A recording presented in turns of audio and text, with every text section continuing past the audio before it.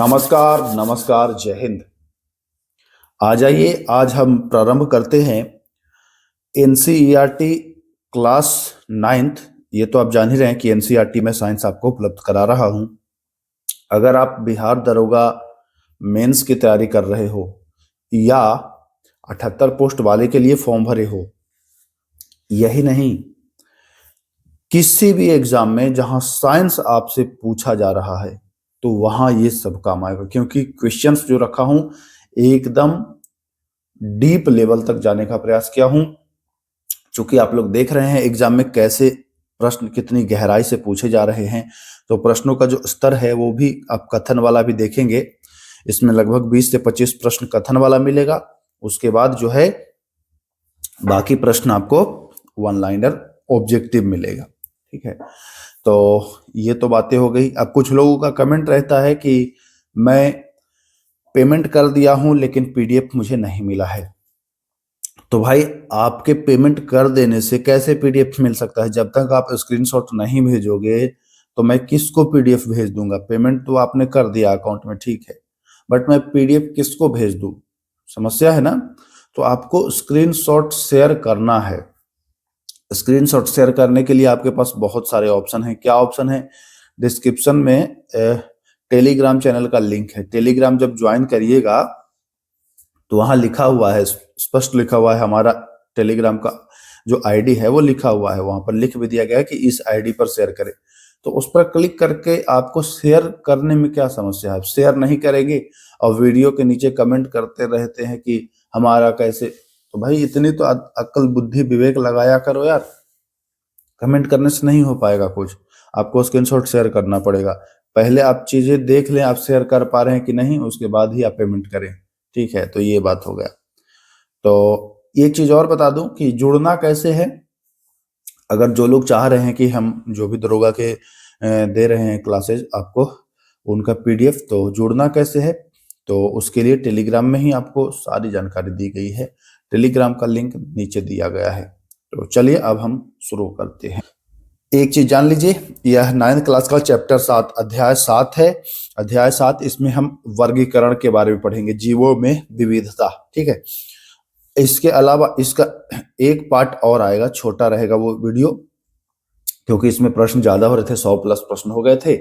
तो एक पार्ट और आएगा, जो वो भी एनसीईआरटी के ही क्वेश्चंस होंगे, महत्वपूर्ण होंगे, तो उसको भी देखिएगा, नहीं तो अधूरा रह जाएगा। तो इसलिए दोनों पार्ट देखना बहुत ही जरूरी है। तो चलिए शुरू करते हैं। देखिए, पहला प्रश्न क्या कह रहा है। पहला सवाल ये रहा, नीचे दिए गए कथनों पर विचार करें।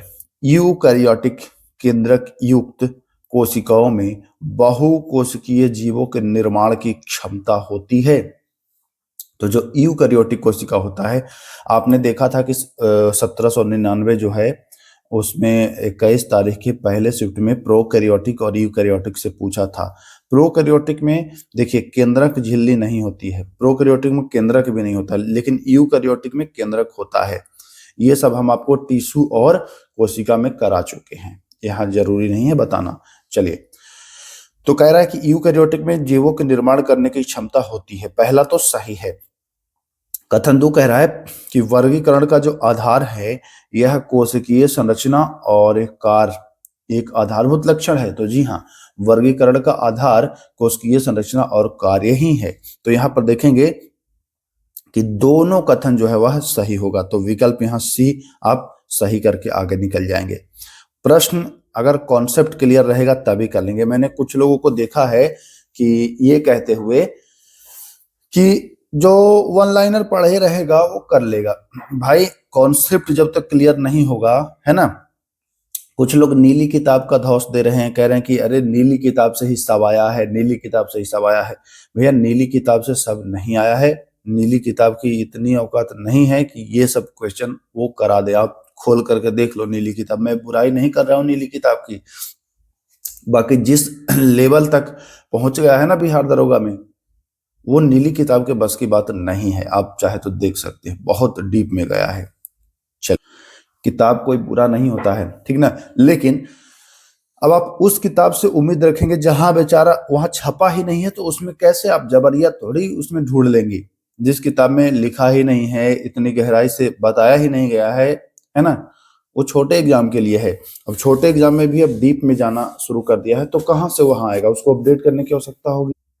तो चलिए दूसरा सवाल, जैव विकास की सुव्यवस्थित अवधारणा सबसे पहले किसने दी थी? सुव्यवस्थित अवधारणा, देखिए आप अगर सर्च करेंगे कि जैव विकास की अवधारणा किसने दी थी, तो चार्ल्स डार्विन ही आपको आएगा। लेकिन कहीं कहीं छोटे स्रोतों में लैमार्क का भी जिक्र है, हालांकि वर्ष तो पहले ही है लैमार्क का, लेकिन एकदम सुव्यवस्थित अवधारणा की अगर बात करोगे तो चार्ल्स डार्विन बिल्कुल सही आंसर होगा। ये भी प्रश्न बहुत बढ़िया है, आया है एग्जाम में। जैव विविधता शब्द का प्रयोग सर्वप्रथम किसने और कब किया था? देखिए सर्वप्रथम किसने किया तो बताएंगे कि करने वाले जो है वो हैं वाल्टर जी रोजेन, इन्होंने किया था प्रयोग। बाकी इसको पॉपुलर बनाने का अगर कार्य किया है तो वो भी किया था ओस्ट विल्सन ने। तो विल्सन ने पॉपुलर किया है, लेकिन आपसे क्या पूछ रहा है, पॉपुलर तो पूछा नहीं गया है, आपसे प्रयोग पूछा है, तो आप वाल्टर जी रोसेन बताएंगे, बिल्कुल सही आंसर होगा। चलिए अगला देखिए, कथन कह रहा है, आइए, मोनेरा जगत के जीवों में न तो संगठित केंद्रक होता है और न ही झिल्ली युक्त कोशिकांग। तो ये कथन सही है। मोनेरा के अंतर्गत आप देखेंगे कि जीवाणु वगैरह आते हैं, तो इसमें क्या कह रहा है कि न तो क्या होता है, केंद्रक होगा संगठित, और न ही झिल्ली युक्त कोशिकांग होगा। अब ध्यान दीजिए, पहला ऑप्शन तो आपका सही है। दूसरा देख लेते हैं, दूसरा कथन, दूसरा क्या कह रहा है? दूसरा कथन ये रहा, मोनेरा जगत के जीव बहुकोशिकीय होते हैं। तो जी नहीं, मोनेरा जगत के जीव जो होते हैं वो एक कोशिकीय, सिंगल सेल के होते हैं, एक कोशिकीय होते हैं, बहुकोशिकीय नहीं। तो दूसरा तो गलत है, दूसरा कथन गलत है। तो क्या हो जाएगा, एक सही और दो गलत। कथन एक सही और दो गलत। तो मैंने बताया कि जीवाणु वगैरह जो होते हैं वो नील, ये जीवाणु हो गया या नील हरित शैवाल हो गया, है ना, साइनोबैक्टीरिया भी कहते हैं, माइकोप्लाज्मा, ये सब मोनेरा जगत के अंतर्गत आती हैं।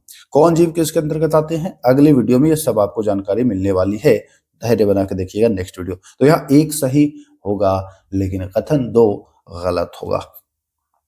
आइए, मोनेरा जगत के जीव किस प्रकार हो सकते हैं? तो वह स्वापोषी भी होंगे और विषमपोषी भी होंगे। जी हाँ, नील हरित शैवाल, जीवाणु या माइकोप्लाज्मा तो स्वपोषित भी हो सकते हैं और विषमपोषी, यानी कि दोनों यहां पर सही आंसर हो जाता है। जीवाणु एवं नील हरित शैवाल किसके अंतर्गत आते हैं? तो बता दिया कि भैया जीवाणु, तो जीवाणु कहेंगे ना मोनेरा, मोनेरा जी, आपको याद रख लेना है मोनेरा जी, तो बस हो जाएगा मोनेरा जी से जीवाणु। क्लियर? क्लियर है सर। बैक्टीरिया और एनाबेना, बैक्टीरिया और एनाबेना किस जगत के अंतर्गत आते हैं? तो बैक्टीरिया और एनाबेना भी आपको किसके अंतर्गत आएंगे? तो ये भी मोनेरा के ही अंतर्गत आएंगे। तो ध्यान रखना है, एनाबेना जो है यह मोनेरा जगत के अंतर्गत आएगा। चलिए, किस जगत के जीवों में गमन के लिए सीलिया या फ्लैजिला पाए जाते हैं? मोस्ट इंपोर्टेंट प्रश्न है ये, अक्सर बच्चे गलत कर देते हैं। तो किस जगत के जीवों में सीलिया और फ्लैजिला गमन के लिए, जैसे चलने के लिए है ना, चलने के लिए सीलिया पाया जाएगा और फ्लैजिला पाया जाएगा, और किसी किसी में कूटपाद भी होता है, कूटपाद जिसको स्यूडोपोडिया कहते हैं, तो कूटपाद। तो ध्यान रखिएगा, ये सब मोनेरा के अंतर्गत नहीं आता है, प्रोटिस्टा के अंतर्गत आता है। किसके अंतर्गत? प्रोटिस्टा के अंतर्गत आता है। इसमें सीलिया और फ्लैजिला पाया जाता है। ध्यान रखिएगा, अच्छे से इस प्रश्न को याद कर लीजिए। तो किसके अंतर्गत आएगा?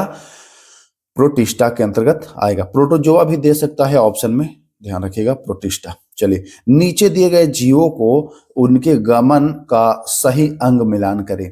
अभी मैंने बताया ना कि कौन सीलिया से चलता है, कौन फ्लैजिला से चलता है और कौन स्यूडोपोडिया यानी कूटपाद।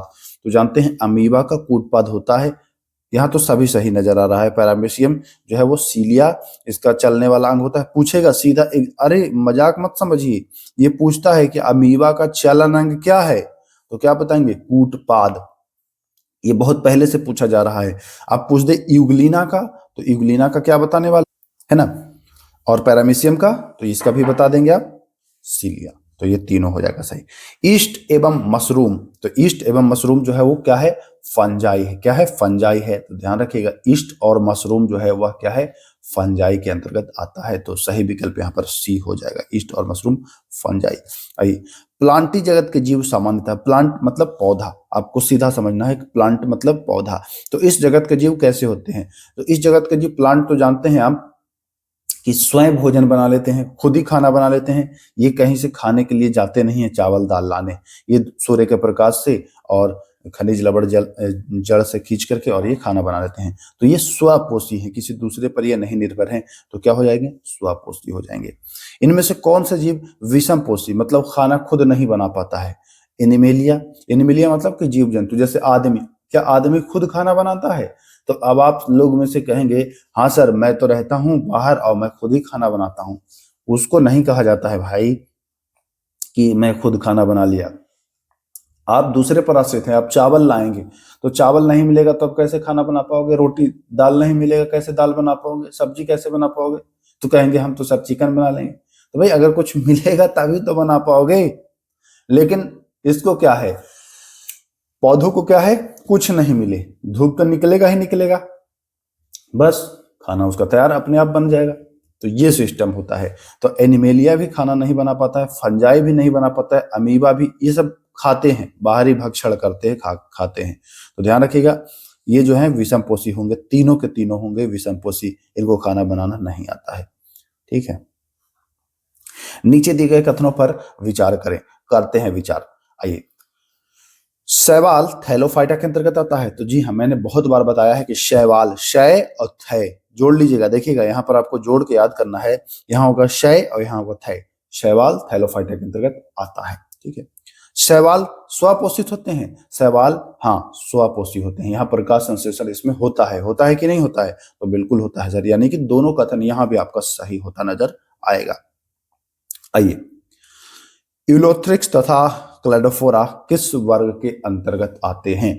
यूलोथ्रिक्स और क्लेडोफोरा, ये थैलोफाइटा जो होता है ना, इसका शरीर थैलानुमा होता है, थैलानुमा होगा। तो ध्यान रखिएगा यूलेथ्रिक्स और क्लेडोफोरा ये दोनों हैं, यह थैलोफाइटा के अंतर्गत आते हैं। किसके अंतर्गत आते हैं, थैलोफाइटा के अंतर्गत आते हैं दोनों। ठीक है ना, तो इंपॉर्टेंट है, पूछता है एग्जाम में। एक चीज और पूछता है, कभी पूछेगा स्पाइरोगाइरा, हालांकि अगले वीडियो में हम लोग चर्चा करेंगे स्पाइरोगाइरा, है ना, अल्वा समुद्री सलाद जिसको कहते हैं, या कारा कहते हैं। तो ये सब जो है यह भी आपको थैलोफाइटा में ही आता है। ठीक है, थैलोफाइटा के अंतर्गत ये सब आता है।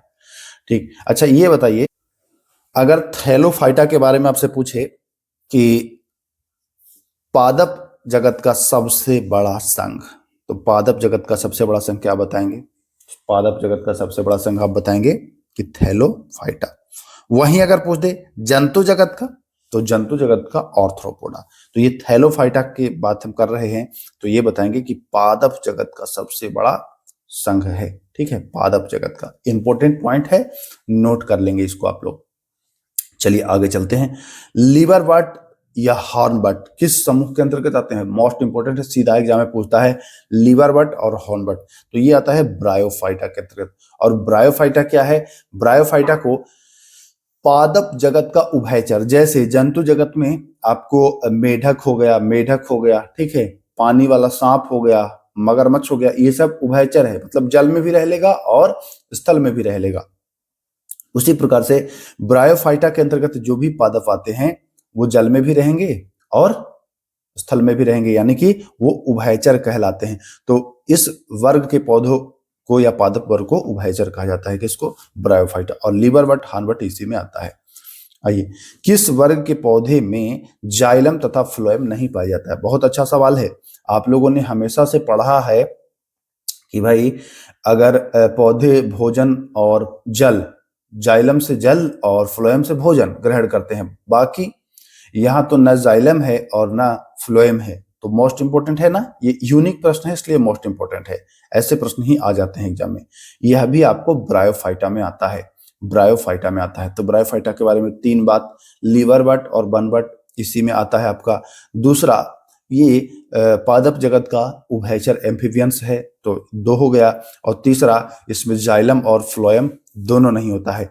सीधा आपको एनसीईआरटी जब पुस्तक आप पढ़ोगे तो उसमें 9th क्लास में स्पष्ट नहीं किया है कि जाइलम और फ्लोएम नहीं, लेकिन उसी को दूसरे लैंग्वेज में लिखा है। क्या लिखा है कि इनमें संवहन के लिए विशिष्ट उत्तक नहीं पाए जाते हैं। ऐसे आपको मिलेगा, एकदम लाइन बाय लाइन मैं बता दे रहा हूं।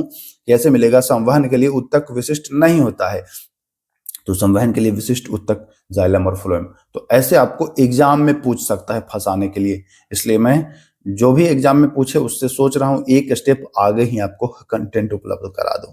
चलिए अगला सवाल, नीचे दिए गए कथनों पर विचार करें। करता हूं विचार, विचार ही तो करना हमारा काम है। आइए, कह रहा है टेरिडोफाइटा में शरीर जड़, तना और पत्ती में विभाजित होता है। टेरिडोफाइटा में शरीर क्या जड़, तना और पत्ती में विभाजित होता है? तो जी हाँ, टेरिडोफाइटा जो होता है उसमें शरीर 3 भाग में, जड़ अलग होगा, पत्ती अलग होगा और जो है तना होगा वो अलग होगा, मतलब तीनों अलग में विभाजित होगा। तो ये तो सही है। दूसरा कथन कह रहा है मर्सिलिया तथा फर्न और हॉर्सटेल यह टेरिडोफाइटा के उदाहरण है। तो जी हाँ, मर्सिलिया, फर्न और हॉर्सटेल यह टेरिडोफाइटा के उदाहरण हैं। ठीक है, टेरिडोफाइटा के उदाहरण हैं। इनमें जाइलम और फ्लोएम पाया जाता है। तो ध्यान रखिएगा, किसमें नहीं पाया जा रहा था? तो ब्रायोफाइटा में नहीं पाया जा रहा था। ब्रायोफाइटा एवं टेरिडोफाइटा में भ्रूण जो होता है वो स्पोर के रूप में होता है, नग्न भ्रूण होता है। तो ध्यान रखिएगा। आइए, नीचे दिए गए कथनों पर विचार करें। ब्रायोफाइटा एवं टेरिडोफाइटा में जननांग अप्रत्यक्ष होता है। जननांग अप्रत्यक्ष तो होता है सर, बिल्कुल सही। और जब जननांग अप्रत्यक्ष होता है और इसके साथ ही इसमें बीज उत्पन्न करने की क्षमता क्या होती है? तो नहीं होती है। दूसरा कथन देखिए, यहाँ पर गलत घुसेड़ दिया गया है। इन पौधों में बीज उत्पन्न करने की क्षमता होती है, नहीं, बीज उत्पन्न करने की क्षमता नहीं होती है। तो कथन 1 आपका सही हो जाएगा और कथन 2 आपका जो है वह गलत हो जाएगा। क्लियर है? कोई दिक्कत नहीं।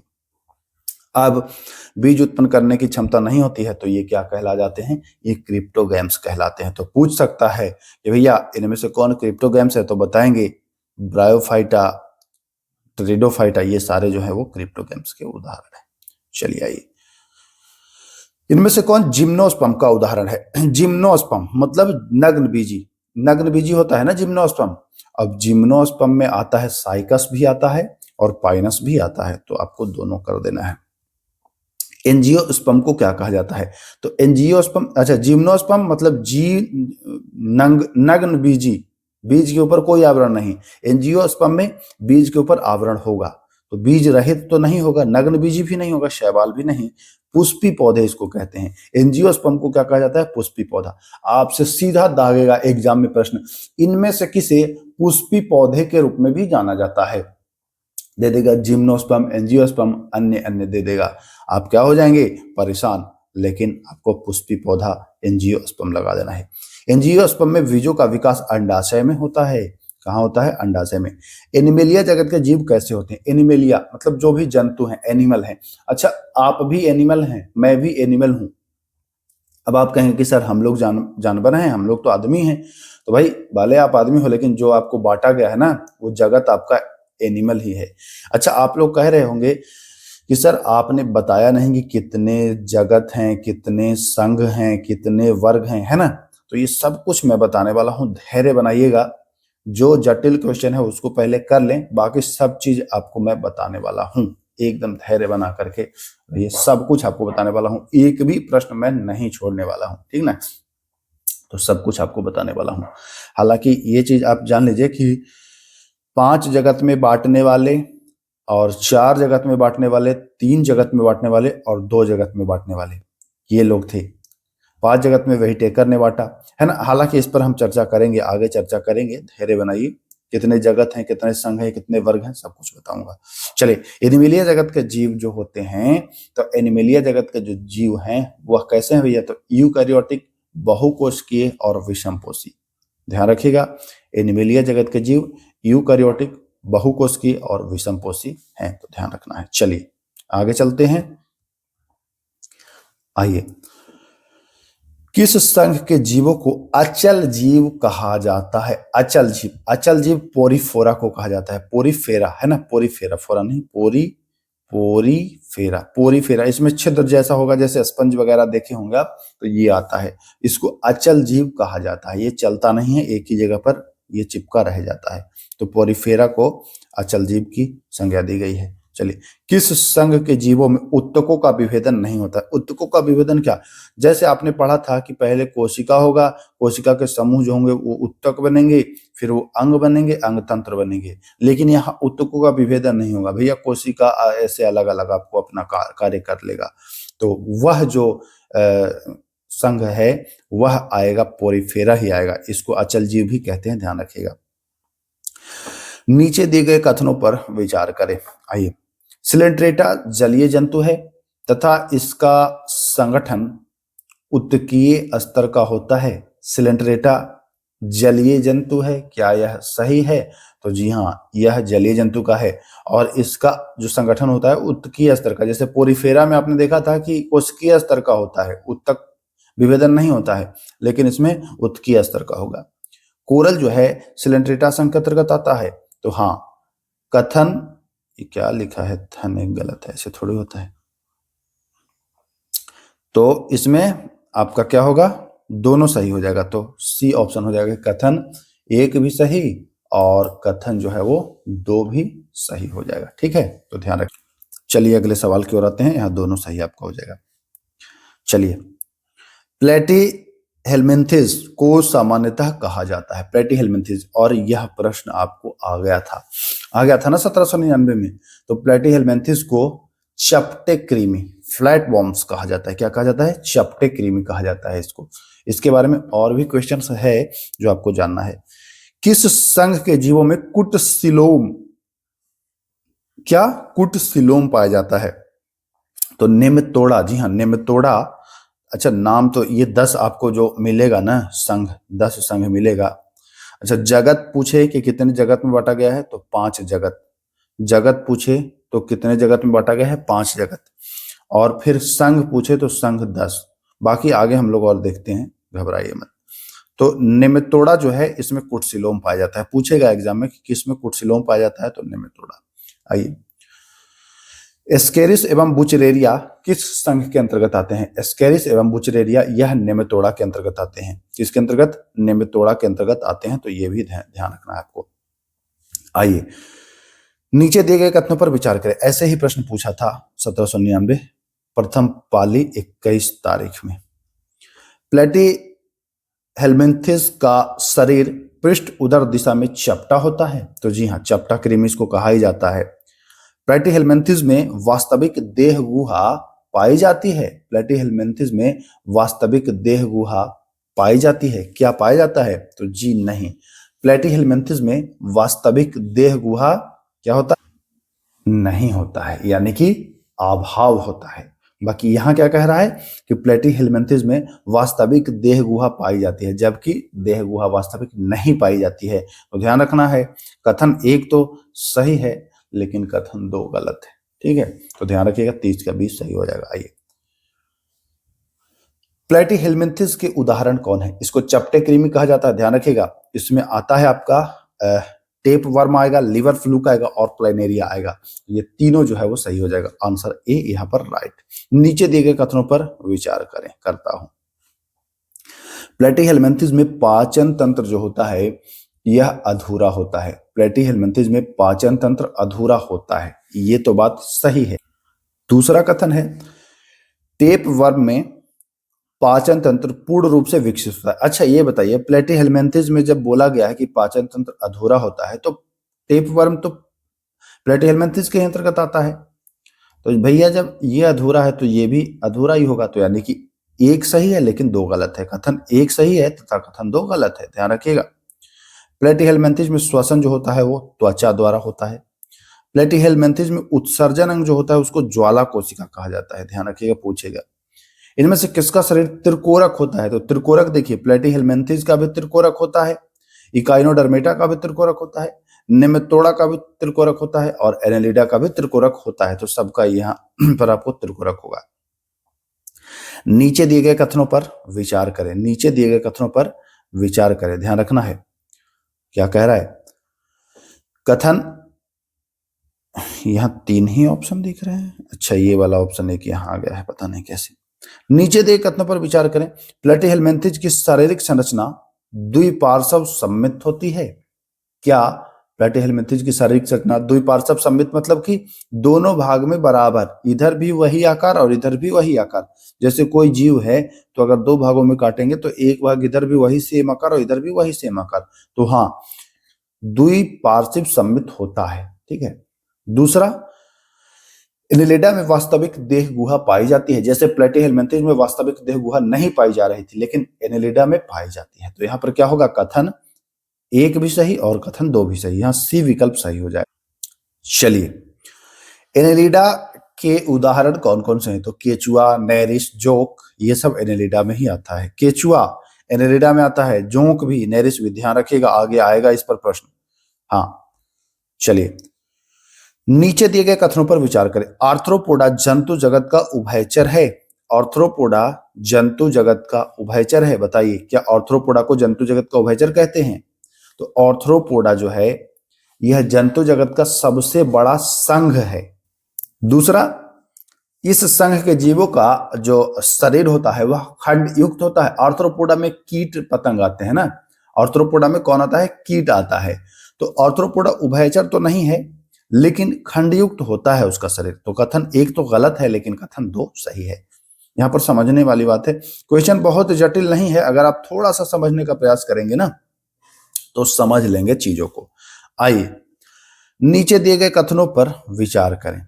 नीचे दिए गए अच्छा, जो लोग कह रहा था कि सारे पुस्तक नीली पुस्तक से ही क्वेश्चन आया है, जरा मेरे क्वेश्चन को इसमें से अधिकांश क्वेश्चन को जो कथन वाला है उसको आप नीली पुस्तक में खोजिए, फिर आपको समझ में आ जाएगा।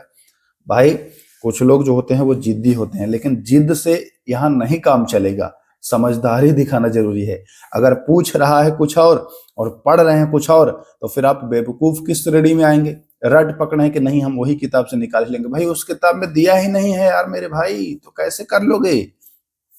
तो ध्यान समझिएगा, बेवकूफी नहीं करना है, जिद नहीं करना है कि हमको उसी किताब से निकालना है, ऐसा नहीं संभव हो सकता है। जब वहां दिया ही नहीं है तो कैसे निकाल लोगे, सीधी बात है।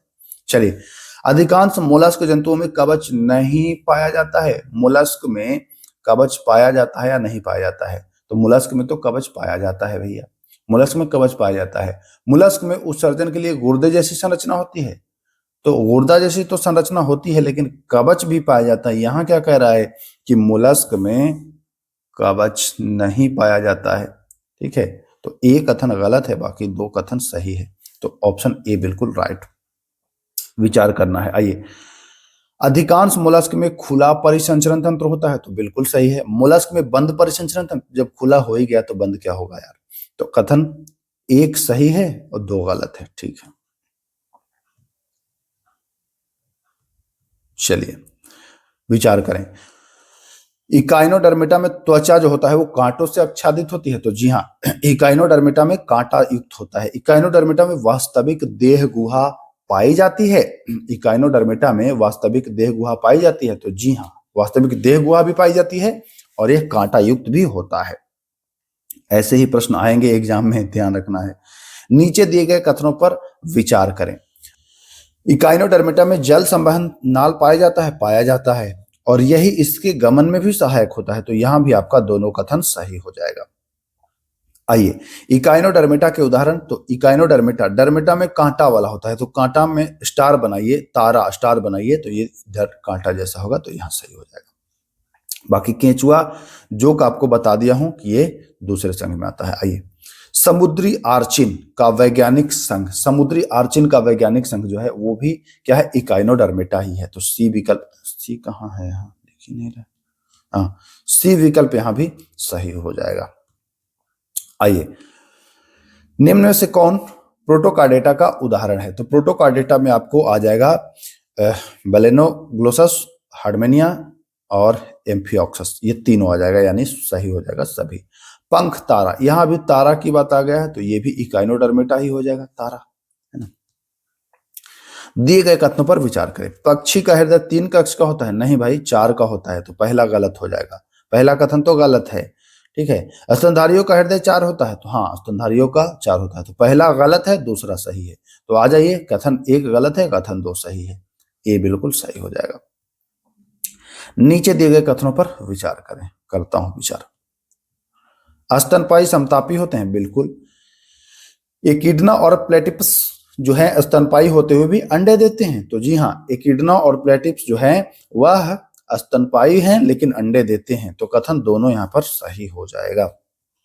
सभी जीवों को कितने संघ में बांटा गया है, तो 5 संघ में, 5 संघ में। मोनोरा, प्रोटिस्टा, फंजाई, प्लांटी, है ना, प्लांटी और एनिमेलिया, ये 5 संघ में है, 5 संघ में बांटा गया है। ठीक है, ध्यान रखिएगा, अगली वीडियो जब आएगा उसमें और आपको छोटी छोटी जो बातें हैं वो सब बताई जाएंगी, धैर्य बना के बने रहिए।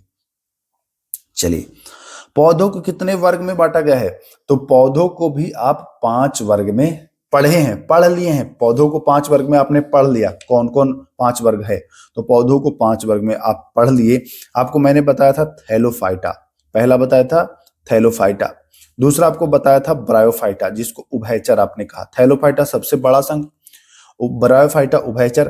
तीसरा बताया था टेरिडोफाइटा, टेरिडोफाइटा। ठीक है, एक होता है जिम्नोस्पर्म और अगला हो जाएगा एंजियोस्पर्म। तो ये 5 आपको यहां भी पढ़ने को मिल जाएगा। ठीक है, तो पौधे में 5 वर्ग, ध्यान रखिएगा। जंतुओं को कितने संघ में बांटा गया है, पौधे में तो 5 है, और जंतुओं को, तो जंतुओं को आप पढ़ेंगे तो 10 फाइलम में, कहीं कहीं 11 भी मिलता है, तो 10 भाग में देखिएगा, 10 फाइलम में बांटा गया है। तो यहाँ पर आप ध्यान रखिएगा, 10 जंतुओं को 10, पौधों को 5 और जंतुओं को 10।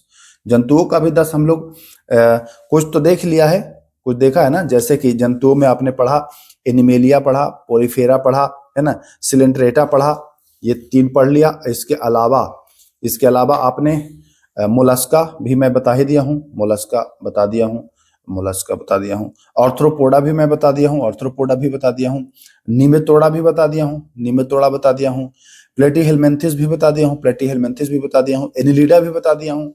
तो लगभग 10 यहाँ भी मैं आपको बता ही दिया हूँ। प्रोटोकार्डेटा बताया हूँ, इकाइनोडर्मेटा बताया हूँ, एक आपको कशेरुकी नहीं बताया हूँ, कशेरुकी नहीं बताया हूँ। ठीक है, तो चलिए कशेरुकी भी हम बताएंगे, अभी धैर्य बनाए रखिए, मिल जाएगा, सब मिल जाएगा। आइए, तो ये जो हम लोग मछली वगैरह पढ़ते हैं ना, कशेरुकी वो होता है जिसमें रीढ़ की हड्डी होती है, सीधा जान लीजिएगा, तो कशेरुकी में ये सब आ जाएगा। बाकी चलिए, अभी और आगे है, क्वेश्चन खत्म नहीं हुआ है। कशेरुकी देखिए, मिल गया कशेरुकी। कशेरुकी जंतुओं में वास्तविक मेरुदंड पाया जाता है, तो अभी इसी बात का मैं चर्चा कर रहा था कि कशेरुकी में मेरुदंड पाया जाता है। मछली और उभयचर कशेरुकी में आते हैं, तो जी हाँ, मछली और उभयचर जो भी हैं वो कशेरुकी में आते हैं, तो कथन यहाँ पर दोनों जो है वो सही हो जाएगा। विचार करना है, उभयचर वर्ग के जीवों का हृदय 3 कक्षीय का होता है, उभयचर वर्ग के हृदय का, तो जी हाँ बिल्कुल 3 होता है, सही है। उभयचर वर्ग के जीवों में त्वचा और फेफड़े द्वारा श्वसन होता है, तो जी हाँ बिल्कुल सही है, त्वचा और फेफड़े द्वारा श्वसन होता है, तो दोनों कथन यहाँ पर भी सही हो जाएगा। आइए, नीचे दिए गए कथनों पर विचार करें। सरीसृप वर्ग में जीव असमतापी होते हैं, सरीसृप के तो बिल्कुल असमतापी होते हैं, और सरीसृप का हृदय जो होता है वो 3 कक्ष का होता है, तो यहां भी दोनों आपका सही हो गया। चलिए, इनमें से किसने जीवों का वर्गीकरण उनके स्थल, जल एवं वायु में रहने के आधार पर किया था?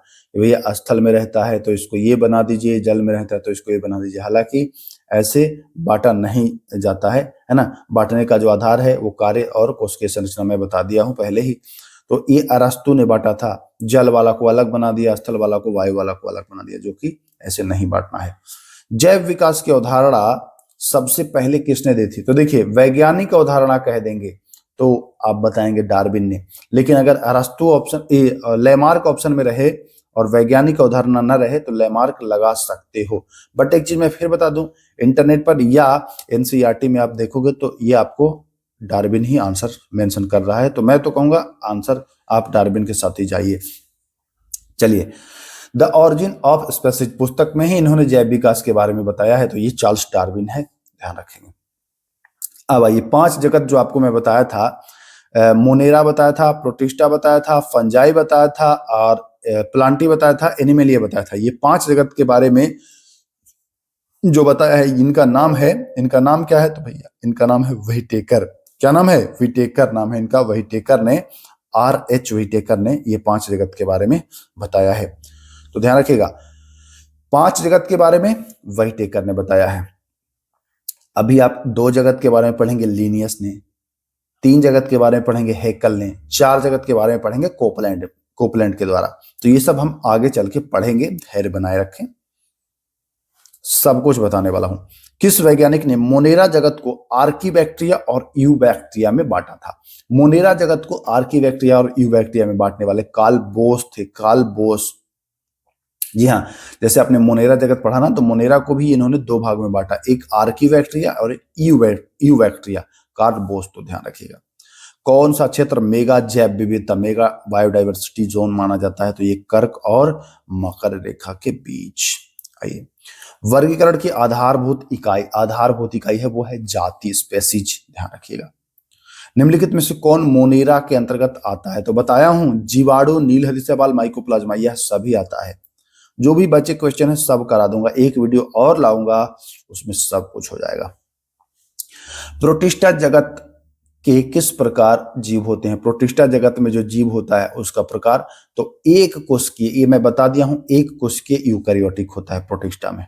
चलिए, जिसमें अमीबा आपको आ रहा था, अमीबा आ रहा था ना प्रोटिस्टा के अंतर्गत, और एक फ्लैजेला से चल रहा था और सिलिया चल रहा था, सब तो करा दिया हूं। निम्नलिखित में से कौन प्रोटिस्टा जगत के अंतर्गत नहीं आता है? प्रोटिस्टा जगत के अंतर्गत नहीं आता है, तो अभी आपको बताया कि नील हरित शैवाल जो है, यह भैया किसके अंतर्गत आता है? तो सर यह मोनेरा के अंतर्गत आता है, मोनेरा। बाकी प्रोटिस्टा में कौन कौन है? तो प्रो से प्रोटोजोआ है, एक कोश के शैवाल भी है, डायटम, ये सब हो जाएंगे। निम्नलिखित में से कौन प्रोटिस्टा जगत के अंतर्गत नहीं आता है? तो प्रोटिस्टा जगत के अंतर्गत आपको कौन नहीं आएगा? ध्यान रखिएगा, अमीबा तो आएगा सर, अमीबा तो आएगा, पैरामीशियम भी आएगा, और प्रोटोजोआ तो मैं बता ही दिया हूं। तो जो बचा है वो एनाबीना है। अब ये बताइए, मैं आपको पहले ही करा चुका हूं, एनाबीना जो है वो किसके अंतर्गत आता है? एनाबीना किसके अंतर्गत आता है? क्या एनाबीना जो है वह मोनेरा के अंतर्गत आता है? तो हाँ सर, एनाबीना मोनेरा के अंतर्गत आप बताए थे। ठीक, तो ध्यान रखिएगा, डी ऑप्शन। फंजाई किस प्रकार के जीव होते हैं? फंजाई जो होते हैं यह विषम पोषी होते हैं, यह अपना खाना खुद नहीं बना सकते, मैं पहले ही बता दिया था। तो स्वपोषी नहीं, विषम पोषी यूकैरियोट होता है। चलिए, फंजाई को मृतजीवी क्यों कहा जाता है? क्योंकि ये सड़े गले चीजों पर निर्भर होते हैं, सड़े गले पदार्थों पर निर्भर होते हैं, ये मृत पदार्थों पर निर्भर होते हैं, है ना? सही आंसर। फंजाई की कोशिका भित्ति किसकी बनी होती है? तो फंजाई को आप कवक कहते हैं, और कवक की जब कोशिका भित्ति पूछा जाता है तो क से कवक और क से काइटिन, सीधा आंसर आप लगाएंगे, और ये प्रश्न आया भी था बिहार दरोगा में। चलिए, निम्न में से कौन फंजाई जगत के अंतर्गत नहीं आता है? फंजाई के अंतर्गत कौन नहीं आता है? तो अमीबा को बताया, अमीबा प्रोटिस्टा के अंतर्गत आता है। अमीबा किसके अंतर्गत? प्रोटिस्टा के अंतर्गत, तो अमीबा हो जाएगा। और फंजाई के अंतर्गत कौन कौन शामिल है? तो पेनिसिलियम है, एगेरिकस है और अस्परजिलस है, ये तीनों ध्यान रखिएगा। लाइकेन किस प्रकार का संबंध दर्शाता है? तो लाइकेन सहजीवी सिम्बायोटिक रिलेशन दर्शाता है। लाइकेन जो है यह सिम्बायोटिक रिलेशन दर्शाता है। यह कवक की, आपको कवक में ही मिल जाएगा, कवक और शैवाल का यह जो होता है रिलेशन होता है, कवक और शैवाल का ये सिम्बायोटिक रिलेशन होता है, सहजीवी संबंध होता है, ध्यान रखिएगा। सभी बहुकोशिकीय यूकैरियोटिक जीव जिनमें कोशिका भित्ति नहीं होती है, कोशिका भित्ति नहीं होगा तो वह किस में आएगा? तो वह जंतु बन जाएगा, एनिमल बन जाएगा, एनिमल। जानवर में कोशिका भित्ति नहीं होता है ना, कोशिका झिल्ली होता है, झिल्ली, भित्ति नहीं होता है। शैवाल किस पादप समूह के अंतर्गत आते हैं? तो मैं पहले ही बता दिया हूं कि शय को बोलिएगा थे, यानी थैलोफाइटा। बिल्कुल सर, इजी हो गया, समझ जा रहे हैं सब। शैवाल के अंतर्गत इनमें से कौन नहीं आता है? तो शैवाल के अंतर्गत जो है वो नहीं आने वाले में क्या होगा? स्पाइरोकाइरा तो शैवाल है ही, अल्वा भी है, कारा भी है, तो क्या हो जाएगा कि इनमें से कोई नहीं, क्योंकि ये सब जो हैं ये शैवाल के ही अंतर्गत जो है वो आते हैं। ठीक है, शैवाल, क्योंकि ये थैलोफाइटा के अंतर्गत हैं, तो थैलोफाइटा के अंतर्गत ये सब आएंगे, शैवाल के अंतर्गत नहीं, थैलोफाइटा के अंतर्गत, तो ध्यान रखिएगा। चलिए, इस वर्ग के पौधों को पादप का उभयचर कहा जाता है। तो उभयचर की जब बात आए तो बताएंगे ब्रायोफाइटा, और ब्रायोफाइटा के बारे में बताया हूं, इसमें संवहनी तंत्र नहीं होता है। चलिए, ब्रायोफाइटा के अंतर्गत कौन नहीं आता है, तो ब्रायोफाइटा के अंतर्गत इनमें से कौन नहीं आएगा, तो बताया क्लेडोफोरा। क्लेडोफोरा जो है यह थैलोफाइटा के अंतर्गत आता है। क्लेडोफोरा जो है वो थैलोफाइटा के अंतर्गत आता है, ना कि ब्रायोफाइटा। चलिए, मर्सिलिया, मर्सिलिया किस में आता है, मतलब किस वर्ग में आता है मर्सिलिया, तो आ जाइए मर्सिलिया के बारे में जानते हैं। आप देखिए, आपको मैं जब टेरिडोफाइटा बताया था, टेरिडोफाइटा, तो वहां ये मैं कराया था। तो जो मर्सिलिया हो जाएगा, यह किस में आएगा, मर्सिलिया याद होगा। और फर्न भी बताया था, फर्न, और एक बताया था horse tail, horse tail, horse tail, ये मर्सिलिया के अंतर्गत। तो यहाँ पर आ जाइए, सॉरी, ये टेरिडोफाइटा के अंतर्गत, तो हो जाएगा टेरिडोफाइटासी। चलिए, वे पौधे जिनमें जननांग स्पष्ट नहीं होते हैं और बीज नहीं बनते हैं, ये भी मैं करा दिया हूं कि जननांग स्पष्ट नहीं होता है और बीज नहीं बनता है, तो इसको क्रिप्टोगैम्स कहते हैं। क्रिप्टोगैम्स, क्रिप्टोगैम्स के अंतर्गत आपको मैं बता दिया था कौन कौन आते हैं, थैलो, ब्रायो, टेरिडो, तीनों आपको ध्यान रखना है। आइए, वे पौधे जिनमें जनन अंग पूर्ण विकसित होते हैं और बीज बनते हैं, बीज ना बने तो क्रिप्टो, और बीज बन जाए तो फेनरोगैम, तो बीज बन रहा है तो फेनरोगैम हो जाएगा। नग्न बीज उत्पन्न करने वाले, नग्न बीज है तो जिम्नोस्पर्म, और बीज के ऊपर कोई आवरण है तो एंजियोस्पर्म। तो यहां नग्न बीज है तो जिम्नोस्पर्म हो जाएगा। आइए अगला, और फल के अंदर बीज, तो ये हो जाएगा एंजियोस्पर्म। चलिए अगला प्रश्न देखिए क्या कह रहा है, साइकॉन, स्पॉन्जिला और यूप्लेक्टेला किसके अंतर्गत आते हैं, तो साइकॉन, स्पॉन्जिला, ये मैं बता दिया हूं पोरीफेरा के अंतर्गत, और इसको अचल जीव भी कहते हैं। कोरल हाइड्रा किसके अंतर्गत आते हैं, तो कोरल हाइड्रा ये सिलेंट्रेटा के अंतर्गत आते हैं, कोरल और हाइड्रा। फाइलेरिया कृमि, गोल कृमि और पिन कृमि किसके अंतर्गत आते हैं, फाइलेरिया कृमि, गोल कृमि और पिन कृमि, यह आता है निमेटोडा, निमेटोडा, याद रखिएगा निमेटोडा। नाम भले ही आपको टेढ़ा मेढ़ा लग रहा है, लेकिन जब सोच लीजिए, प्लेटीहेलमिन्थेस, जो पढ़ने में भी समस्या होती है, प्लेटीहेलमिन्थेस को अगर लिखा जाए तो पढ़ने में भी थोड़ी समस्या होती है, जब इतना जटिल पूछ देता है तो निमेटोडा तो थोड़ा सा इजी है, निमेटोडा तो इजी है, तो ये भी पूछ सकता है। फाइलेरिया कृमि, गोल कृमि, पिन कृमि, ये निमेटोडा के अंतर्गत आते हैं, ध्यान रखिएगा। आइए 85वां, ये मैं करा चुका हूं, केंचुआ, जोंक, नैरिस, ये तीनों करा चुका हूं। यह किसके अंतर्गत आते हैं, तो ये एनेलिडा के अंतर्गत आते हैं, एनेलिडा के अंतर्गत, ये मैं करा चुका हूं भाई। जंतु जगत का सबसे बड़ा संघ, तो जंतु का पूछे तो ऑर्थ्रोपोडा, कीट, मकड़ी, झींगा, ये सब इसी में आते हैं, कीट, मकड़ी, झींगा। ऑर्थ्रोपोडा में परिसंचरण तंत्र पाया जाता है, तो ऑर्थ्रोपोडा में ओपन, खुला परिसंचरण तंत्र पाया जाता है। झींगा, तितली, मछली, बिच्छू, केकड़ा, आपको नाम से ही लगेगा कि ये ऑर्थ्रोपोडा है ना। चलिए, घोंघा, सीप, तो मैं बताया था कि जो मोलस्का होता है उस पर क्या होता है, कवच होता है, कैल्शियम। तो बता ही सकते हैं कि घोंघा पर भी ऊपर कवच होता है कैल्शियम का, और सीप, ऑक्टोपस भी, तो बताएंगे मोलस्का। चलिए 90वां प्रश्न, किस संघ के जंतुओं कांटा, तो इकाइनोडर्मेटा बता दिया हूं। स्टार फिश और समुद्री खीरा, स्टार लगा है, स्टार, तो हो जाएगा इकाइनोडर्मेटा, मैं बता दिया। मछली का हृदय कितने कक्ष का होता है, तो ये भी मैं करा दिया हूं। मछली, तो मछली को आप दो भागों में काट देते हैं, तो एक हृदय इधर, एक हृदय इधर, दो कक्षीय हो जाएगा। मगरमच्छ का हृदय, तो मगरमच्छ का हृदय कहेंगे कि सर ये तो है रेप्टाइल्स है, या फिर ये तो वो है, क्या कहते हैं, उभयचर भी है, लेकिन उभयचर में 3 बताए थे, यहाँ 4 होगा, मगरमच्छ में 4 होगा। पक्षी में तो 4 बता ही दिया हूं, तो पक्षी में 4 होता है हृदय। चलिए, स्तनधारियों का हृदय, स्तनधारी में आप और हम दोनों आते हैं, तो स्तनधारियों में जो होता है हृदय, ये 4 भागों में होता है, 4 भागों में, 2 ऊपर और 2 नीचे, दायां अलिंद, दायां निलय, बायां अलिंद और बायां निलय। Right auricle, right ventricle, right left auricle और लेफ्ट वेंट्रिकल। तो ये हो जाएगा। कंगारू जिस थैली में रहते हैं उसको मार्सुपियम कहा जाता है। क्या कहा जाता है? मार्सुपियम। बहुत बार ये करा चुका हूं आपको।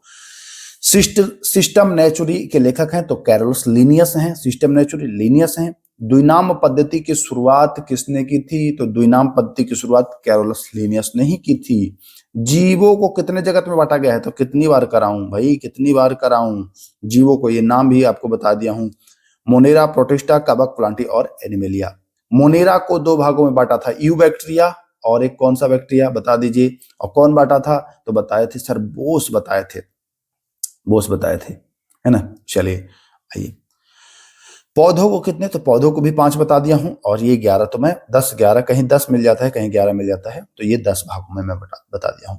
101 एकदम ताजे ताजे प्रश्न, जिसमें हम मानते हैं कि लगभग 30 प्रश्न जो होंगे वो जटिल होंगे, कथन निष्कर्ष वाले होंगे। बाकी जो प्रश्न थे वह वन लाइनर थे, ऑब्जेक्टिव थे। तो अब एक बात और, एक वीडियो और आएगा जिसमें आपको और जानकारी दूंगा कि किसने बांटा, कौन बांटा, 2 वर्गों में, 3 वर्गों में, और भी जानकारियां हैं। तो दूसरा वीडियो मिस मत करिएगा। मिस कर दीजिएगा तो फिर समस्या हो जाएगी, छूट जाएगा एग्जाम में। तो दूसरा वीडियो भी आपको देखना ही है, देखिएगा अवश्य, है ना। तो चलिए अब इजाजत चाहते हैं, वीडियो लंबा हो गया है, फिर मिलेंगे, नमस्कार।